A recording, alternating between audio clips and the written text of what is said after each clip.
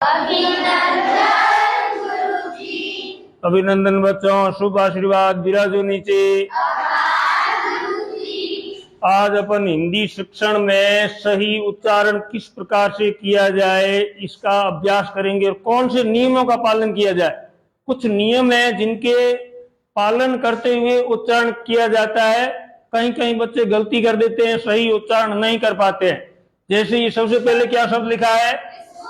School. स आधा है, दंती स, और वाचन कर रहे हैं स्कूल। इसको स्कूल नहीं पढ़ रहे हैं, बोल क्या रहे हैं? स्कूल। इसको क्या बोल रहे हैं? स्थान। लिखा हुआ स आधा, उससे अपना स्थान नहीं हो रहा है, स्थान बोल रहे हैं। इसको क्या बोलेंगे? स्वर। और इसको क्या बोलेंगे? स्नान। अब ये आपके चार अलग अलग प्रकार के शब्द हैं जिनमें लिखा हुआ था एक प्रकार से। चारों की शुरुआत में स दंती से शुरुआत में आधा आधा है, यहाँ पर भी आधा है, यहाँ पर भी आधा है, यहाँ पर भी आधा। लेकिन चारों के उच्चारण में अलग अलग अंतर आ रहा है। यह अंतर क्यों है, इसका भी एक कारण है। कारण क्या है? ये आपके सामने जो वर्णमाला दिखाई दे रही है, इसके आधार पर इसको अपन सीखेंगे। ये जो स आया है, ये स इस लाइन में स स स, और इसमें यहां पर ये स आधा आ रहा है। और ये जो पंक्ति है ये ऊष्म वर्ण है। कौन से वर्ण है? ऊष्म वर्ण। इनको ऊष्म वर्ण कहेंगे। और ये ऊष्म वर्ण है। ऊपर वाली जो पंक्तियां क से लगाकर क की लाइन, च की लाइन, ट की लाइन, त की लाइन और प की लाइन, ये जो सारी की सारी ऊपर वाली पंक्तियां हैं, ये स्पर्श व्यंजन। इनको क्या कहेंगे? स्पर्श व्यंजन, स्पर्श वर्ण कहेंगे। ये आपके यहां से यहां तक 5 की 5 पंक्तियां अर्थात 25 वर्ण है। स्पर्श वर्ण कितने हैं? 25। यहाँ पर ये य र ल व वाली लाइन है, ये है अंतस्थ वर्ण। अंतस्थ। अब य र ल व स स स ह। अब इस वर्णमाला से यहाँ पर कैसे सीखेंगे कि जहां पर अपन स्कूल बोल रहे हैं तो स के बाद में क आ रहा है, वो इसके अंदर स्पर्श वर्णों के अंदर से आ रहा है। यहां पर लिखा हुआ है तो क क्या हुआ?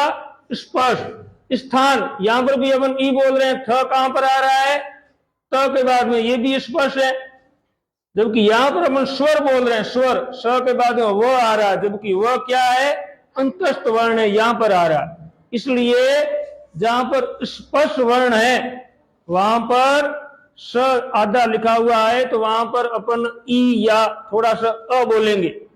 और जहां पर स आधे के बाद में स्पर्श वर्ण न आए, अंतस्थ और ऊष्म वर्ण आए, यानी स आधे के बाद में य र ल व आए या स आधे के बाद में स स स ह आए, तब अपन स को स ही बोलेंगे। जैसे यहां पर आए स के बाद में वो, तो क्या बोल रहे हैं?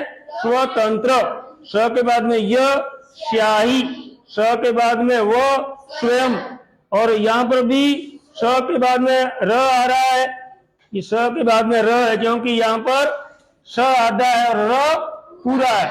और र यहां पर आया देखो अंतस्थ में, तो इसको भी क्या पढ़ेंगे? स्रोत। अब ये सारे क्या है? अंतस्थ वर्ण थे, इसलिए इनको सीधा पढ़ेंगे। जबकि स्पर्श वर्ण आए, स के जस्ट बाद में स्पर्श वर्ण आए तो अपन ई या अ, यानी थोड़ा सा स्वर अपन अंदर से उसकी आवाज आएगी। जैसे स्टाफ, स्कूल, स्थापित, स्तर। क्योंकि यहां पर स आधे के बाद में स्पर्श वर्ण आता है। स्पर्श वर्ण आया इसलिए अपन वहां पर ई या थोड़ा सा अ, आधा अ का वाचन करेंगे।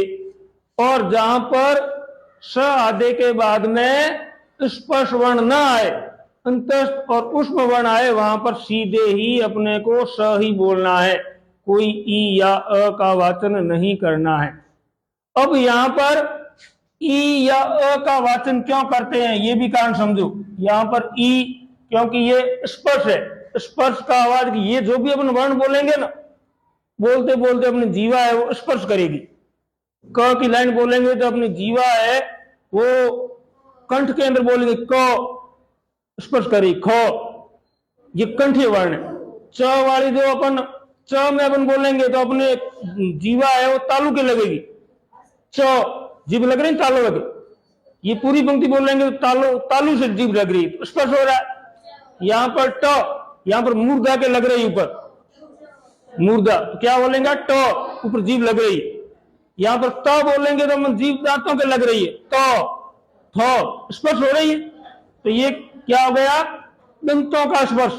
यहां पर ये प वाली लाइन बोलेंगे तो होठों का स्पर्श हो रहा है, प फ ब भ स्पर्श हो रहा है। तो ये शरीर के मुंह के अंदर आवाज निकालते समय अपना जो स्पर्श हो रहा है, उस स्पर्श होने के कारण, क्योंकि ये जो स है उसमें रगड़, जीभ रगड़ खा रही है और सीधा उस स्पर्श हो रहा है, तो उसमें से स्पर्श होने के बीच में उनको थोड़ी आवाज की जरूरत पड़ती है, ये अपने आप आवाज आती है। यहां पर अपन बोलेंगे स्कूल तो अपने आप बीच में तो आवाज अपने आप बन रही है, ई की आवाज अपने आप बन रही है। स्कूल स्थान, जो स्पर्श की और उष्मा के बीच में जो आवाज आ रही है, उस आवाज के कारण यहां पर अपने को ई का या अ का जो अपने आप ऑटोमेटिक आवाज आ रही है, उसका ही वाचन करेंगे। यहां पर जो शब्द लिखा है स्थान, यहां पर भी जो कोई लोग स्थान बोलते हैं, स्थान वो गलत है, बोलना क्या है, अपने आप आवाज आ रही। स्थान क्या आवाज आ रही है, स्थान यानी अ आधे की आवाज आ रही, स्थान। इसको स्कूल छोटी सी ई का वाचन, यहां पर स्थान थोड़े से अ का वाचन, स्वर अपने आप आ रहा है। स्वर जब भी अपन बोलते हैं स्वर की आवाज स्वतंत्र होती है, निर्बाध रूप से आती है। इसलिए अब यहां पर ये दो स्वर, यहां पर भी अंतस्थ में य और व, ये दो अर्ध स्वर है, य और व, ये दो अर्ध स्वर हैं और अर्ध व्यंजन है। इनके अंदर आधे स्वर की भी आवाज आएगी।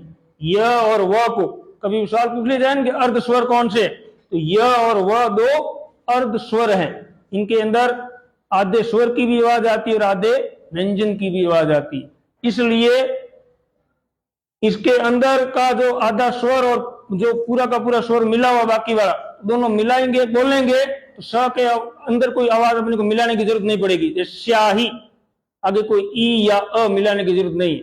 स्वर, आगे स के अंदर कोई अ ई को मिलाने की जरूरत नहीं है। तो ये स्पर्श व्यंजन और स्पर्श के अलावा वाले जो जितने वर्ण हैं, उनके आधार पर आधा जो स दंती स है उसका उच्चारण किया जाता है। समझ में आया?